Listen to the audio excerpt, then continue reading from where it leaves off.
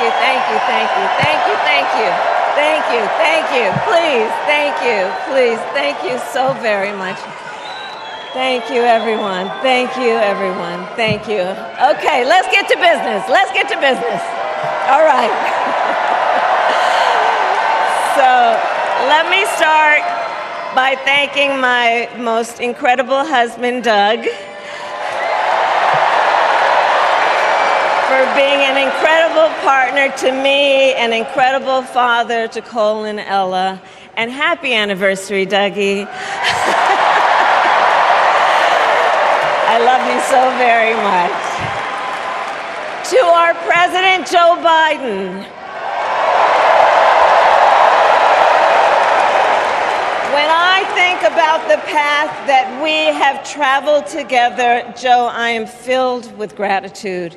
Your record is extraordinary, as history will show, and your character is inspiring. And Doug and I love you and Jill and are forever thankful to you both.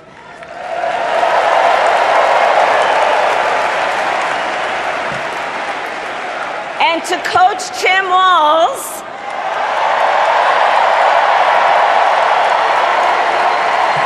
you are going to be an incredible vice president. And to the delegates and everyone who has put your faith in our campaign, your support is humbling. So, America, the path that led me here in recent weeks was no doubt unexpected. But I'm no stranger to unlikely journeys. So, my mother, our mother, Kamala Harris, had one of her own. And I miss her every day, and especially right now. And I know she's looking down smiling. I know that. So my mother was 19 when she crossed the world alone, traveling from India to California with an unshakable dream to be the scientist who would cure breast cancer. When she finished school, she was supposed to return home to a traditional arranged marriage. But as fate would have it, she met my father, Donald Harris, a student from Jamaica. They fell in love and got married, and that act of self-determination made my sister Maya and me. Growing up, we moved a lot. I will always remember that big Mayflower truck packed with all our belongings, ready to go to Illinois, to Wisconsin, and wherever our parents' jobs took us. My early memories of our parents together are very joyful ones. A home filled with laughter and music, Aretha, Coltrane, and Miles.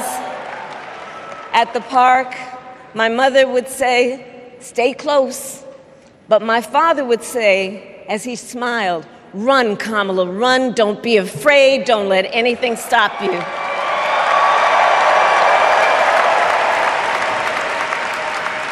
From my earliest years, he taught me to be fearless.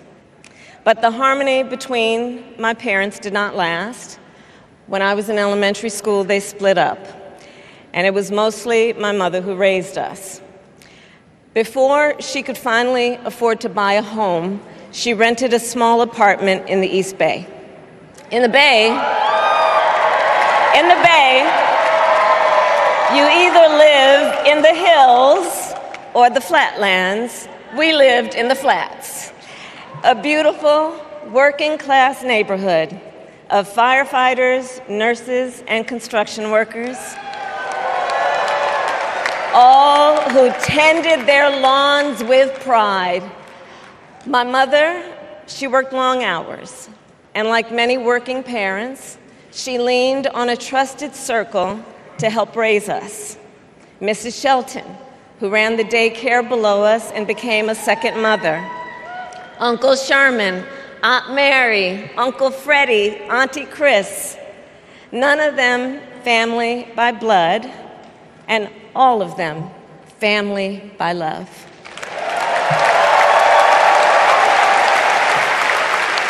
Family who taught us how to make gumbo, how to play chess, and sometimes even let us win.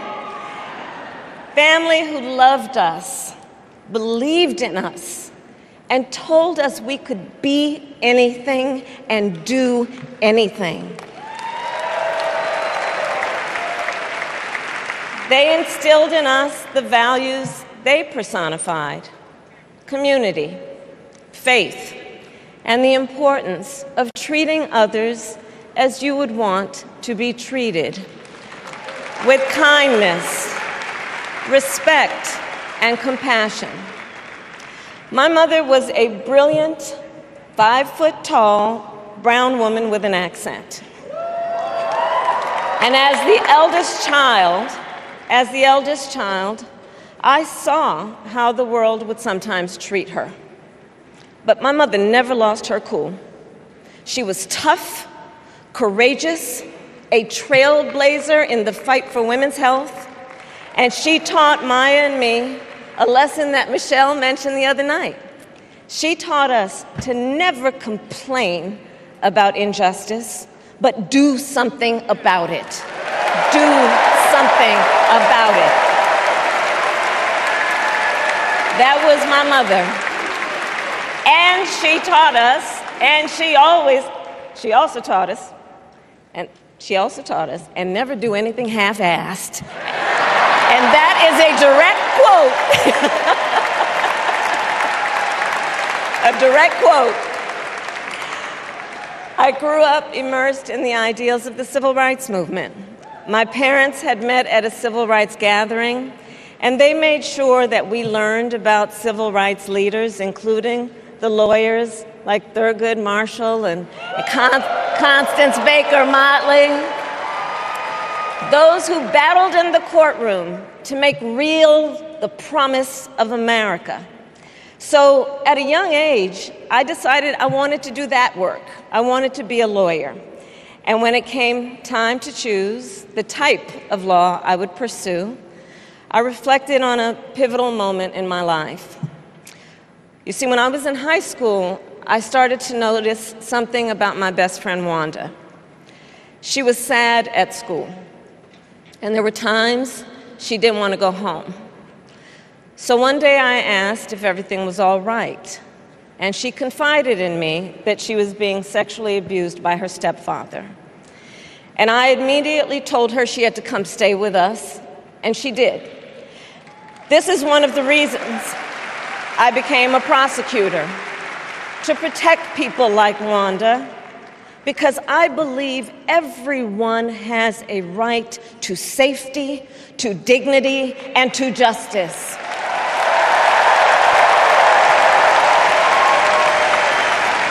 As a prosecutor, when I had a case, I charged it not in the name of the victim, but in the name of the people.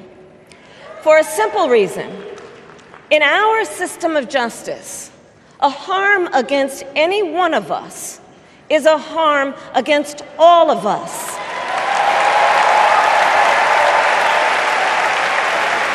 And I would often explain this to console survivors of crime, to remind them no one should be made to fight alone. We are all in this together. And every day, in the courtroom, I stood proudly before a judge, and I said 5 words: Kamala Harris for the people.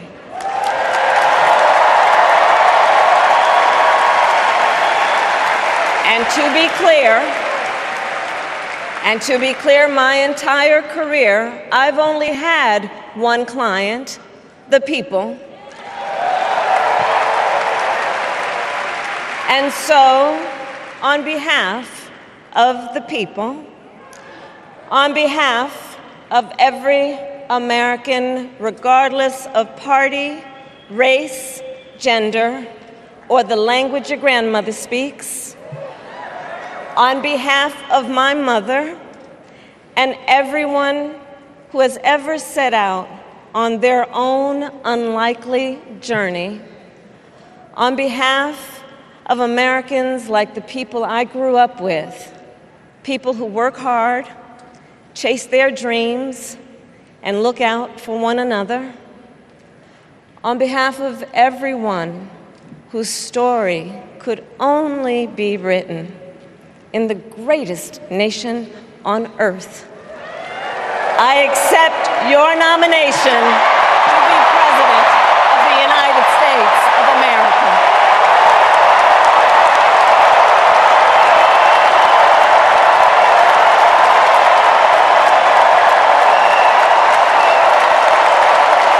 And with this election,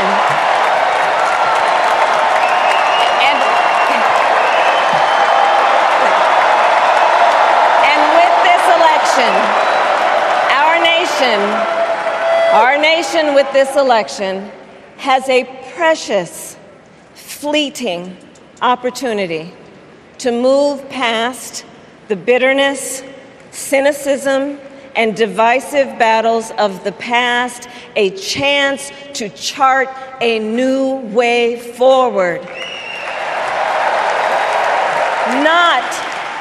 Not as members of any one party or faction, but as Americans. And let me say, I know there are people of various political views watching tonight, and I want you to know, I promise to be a president for all Americans. You can always trust me to put country above party and self, to hold sacred America's fundamental principles, from the rule of law to free and fair elections to the peaceful transfer of power.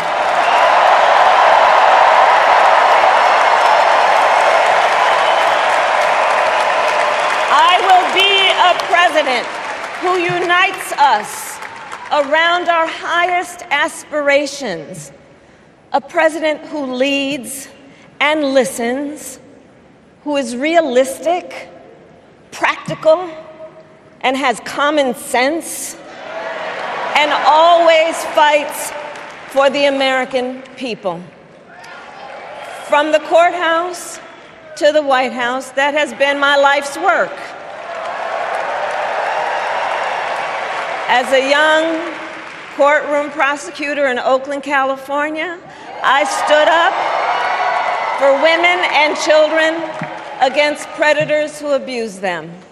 As Attorney General of California, I took on the big banks, delivered $20 billion for middle-class families who faced foreclosure, and helped pass a homeowner bill of rights, one of the first of its kind in the nation. I stood up for veterans and students being scammed by big for-profit colleges, for workers who are being cheated out of their wages, the wages they were due, for seniors facing elder abuse. I fought against the cartels who traffic in guns and drugs and human beings, who threaten the security of our border and the safety of our communities.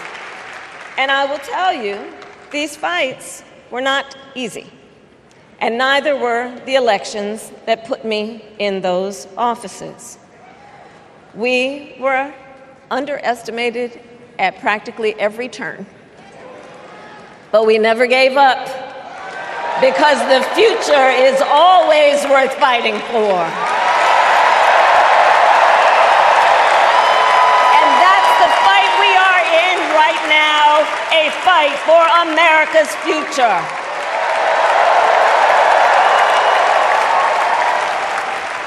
Fellow Americans, this election is not only the most important of our lives, it is one of the most important in the life of our nation.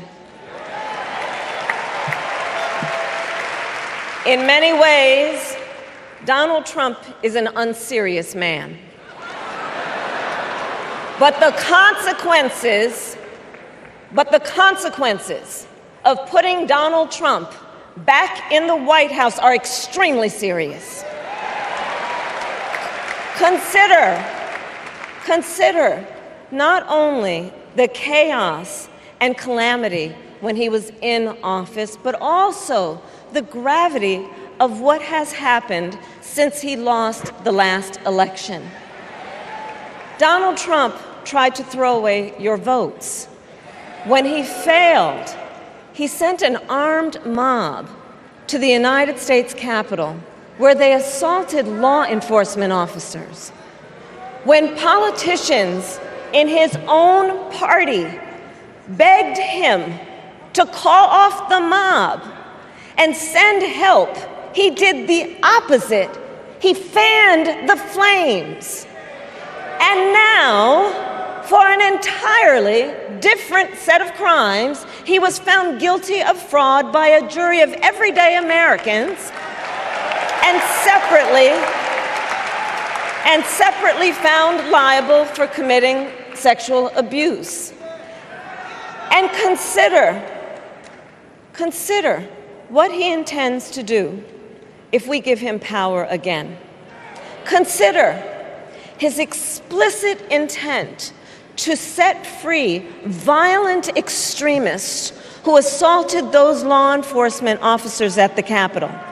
His explicit intent to jail journalists, political opponents, and anyone he sees as the enemy. His explicit intent to deploy our active duty military against our own citizens. Consider the power he will have, especially after the United States Supreme Court just ruled that he would be immune from criminal prosecution. Just imagine Donald Trump with no guardrails, and how he would use the immense powers of the presidency of the United States, not to improve your life, not to strengthen our national security, but to serve the only client he has ever had, himself.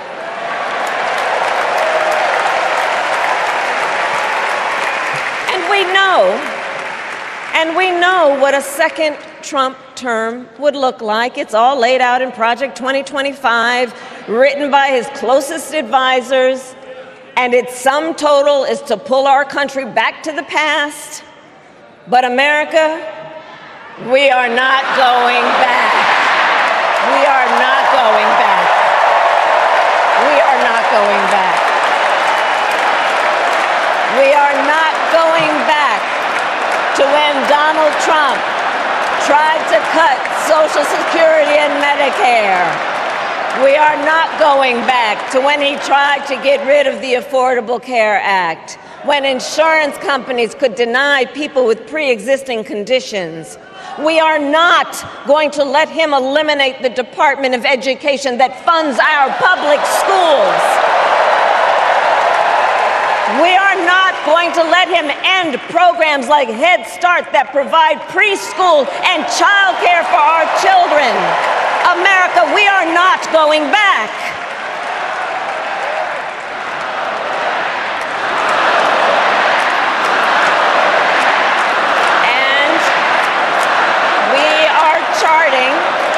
And we are charting a new way forward.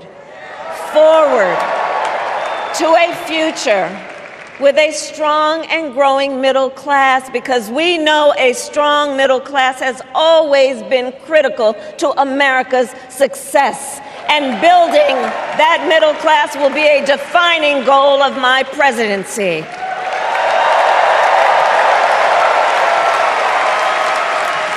And I'll tell you, this is personal for me. The middle class is where I come from. My mother kept a strict budget. We lived within our means, yet we wanted for little. And she expected us to make the most of the opportunities that were available to us and to be grateful for them. Because, as she taught us, opportunity is not available to everyone. That's why we will create what I call an opportunity economy, where everyone has the chance to compete and a chance to succeed. Whether you live in a rural area, small town, or big city. And as president, I will bring together labor and workers and small business owners and entrepreneurs and American companies to create jobs, to grow our economy, and to lower the cost of everyday needs like health care and housing and groceries.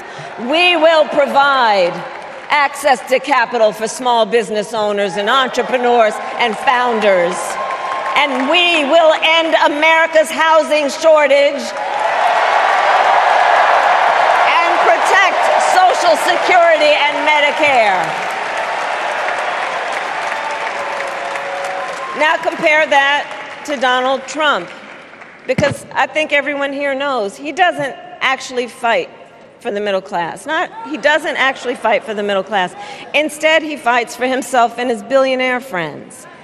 And he will give them another round of tax breaks that will add up to $5 trillion to the national debt. And all the while, he intends to enact what in effect is a national sales tax, call it a Trump tax, that would raise prices on middle-class families by almost $4,000 a year. Well, instead of a Trump tax hike, we will pass a middle-class tax cut that will benefit more than 100 million Americans.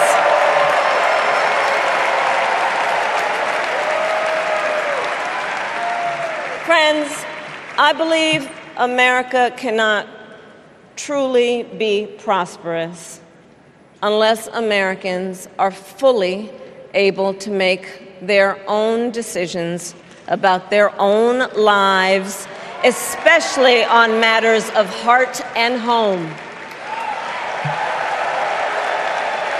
But tonight, in America, too many women are not able to make those decisions. And let's be clear about how we got here. Donald Trump handpicked members of the United States Supreme Court to take away reproductive freedom. And now he brags about it. In his words, quote, "I did it and I'm proud to have done it," end quote. Well, I'll tell you, over the past 2 years, I've traveled across our country, and women have told me their stories.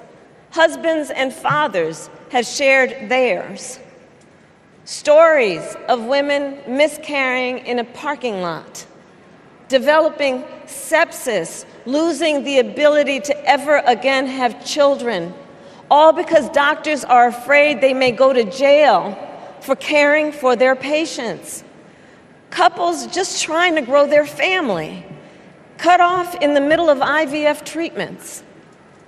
Children who have survived sexual assault, potentially being forced to carry a pregnancy to term. This is what's happening in our country because of Donald Trump. And understand, he is not done.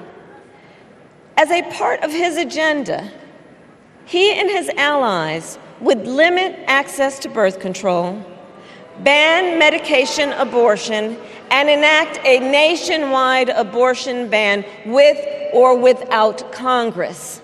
And get this, he plans to create a national anti-abortion coordinator and force states to report on women's miscarriages and abortions. Simply put, they are out of their minds.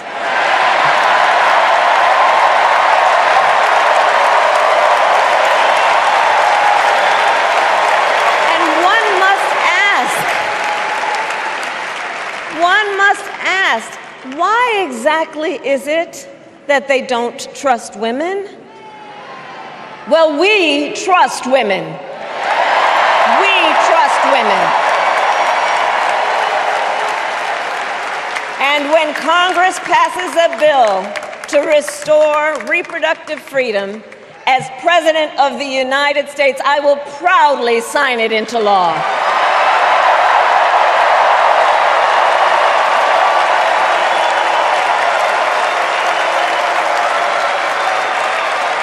In this election, many other fundamental freedoms are at stake.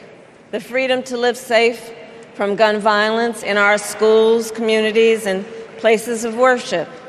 The freedom to love who you love openly and with pride. The freedom to breathe clean air and drink clean water and live free from the pollution that fuels the climate crisis. And the freedom that unlocks all the others, the freedom to vote.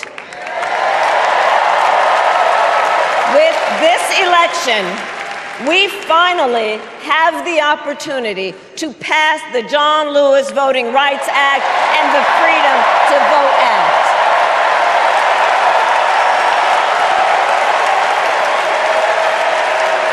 And let me be clear. After decades in law enforcement, I know the importance of safety and security, especially at our border. Last year, Joe and I brought together Democrats and conservative Republicans to write the strongest border bill in decades. The Border Patrol endorsed it. But Donald Trump believes a border deal would hurt his campaign. So he ordered his allies in Congress to kill the deal. Well, I refuse to play politics with our security, and here is my pledge to you. As president, I will bring back the bipartisan border security bill that he killed, and I will sign it into law. I know we can live up to our proud heritage as a nation of immigrants and reform our broken immigration system. We can create an earned pathway to citizenship and secure our border.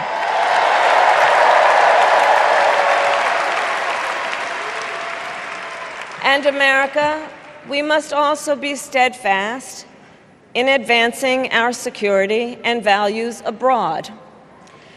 As Vice President, I have confronted threats to our security, negotiated with foreign leaders, strengthened our alliances, and engaged with our brave troops overseas. As Commander-in-Chief, I will ensure America always has the strongest, most lethal fighting force in the world. And I will fulfill our sacred obligation to care for our troops and their families, and I will always honor and never disparage their service and their sacrifice.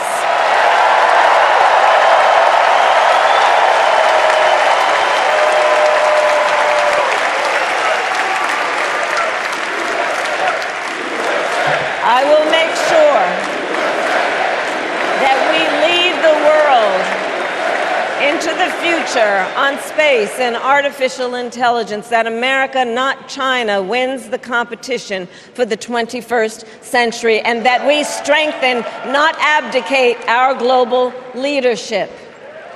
Trump, on the other hand, threatened to abandon NATO.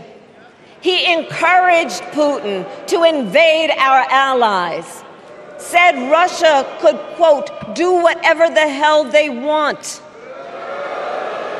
5 days before Russia attacked Ukraine, I met with President Zelensky to warn him about Russia's plan to invade. I helped mobilize a global response, over 50 countries, to defend against Putin's aggression. And as president, President, I will stand strong with Ukraine and our NATO allies.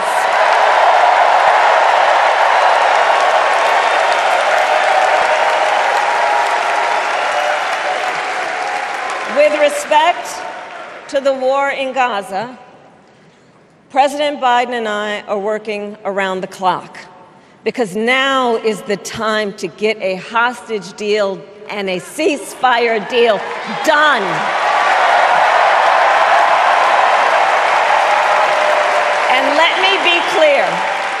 And let me be clear, I will always stand up for Israel's right to defend itself, and I will always ensure Israel has the ability to defend itself, because the people of Israel must never again face the horror that a terrorist organization called Hamas caused on October 7, including unspeakable sexual violence and the massacre of young people at a music festival. At the same time, what has happened in Gaza over the past 10 months is devastating. So many innocent lives lost. Desperate, hungry people fleeing for safety over and over again. The scale of suffering is heartbreaking. President Biden and I are working to end this war such that Israel is secure, the hostages are released, the suffering in Gaza ends, and the Palestinian people can realize their right to dignity, security, freedom, and self-determination.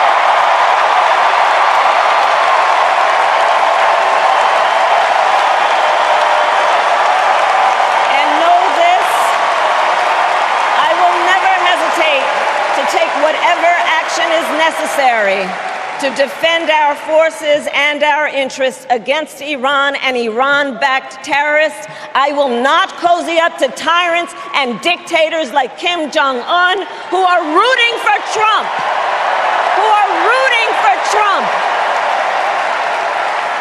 Because, you know, they know he is easy to manipulate with flattery and favors. They know Trump won't hold autocrats accountable because he wants to be an autocrat himself.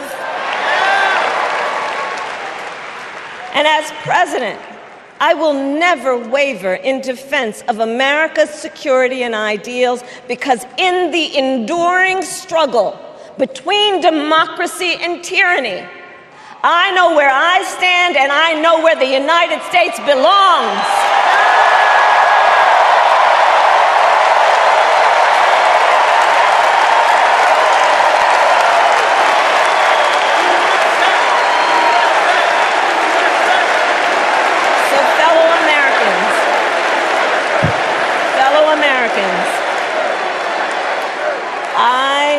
I love our country with all my heart. Everywhere I go, in everyone I meet, I see a nation that is ready to move forward, ready for the next step in the incredible journey that is America. I see an America where we hold fast to the fearless belief that built our nation and inspired the world, that here in this country, anything is possible, that nothing is out of reach. An America where we care for one another, look out for one another, and recognize that we have so much more in common than what separates us. That none of us has to fail for all of us to succeed. And that in unity there is strength. You know, our opponents in this race are out there every day denigrating America, talking about how terrible everything is. Well, my mother had another lesson she used to teach.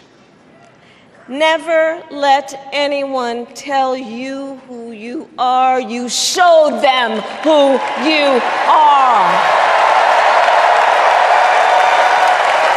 America, let us show each other and the world who we are and what we stand for. Freedom, opportunity, compassion, dignity, fairness, and endless possibilities.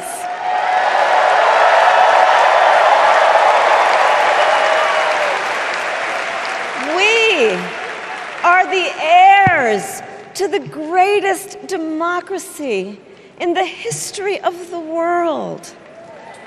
And on behalf of our children and our grandchildren and all those who sacrificed so dearly for our freedom and liberty, we must be worthy of this moment.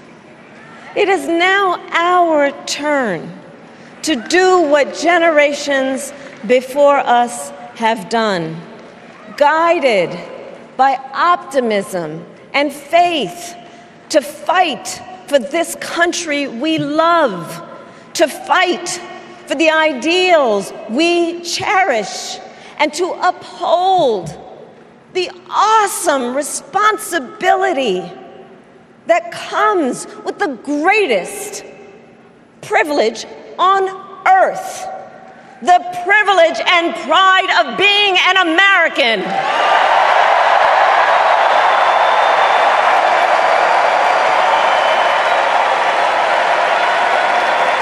So let's get out there, let's fight for it, let's get out there, let's vote for it, and together let us write the next great chapter in the most extraordinary story ever told. Thank you. God bless you, and may God bless the United States of America.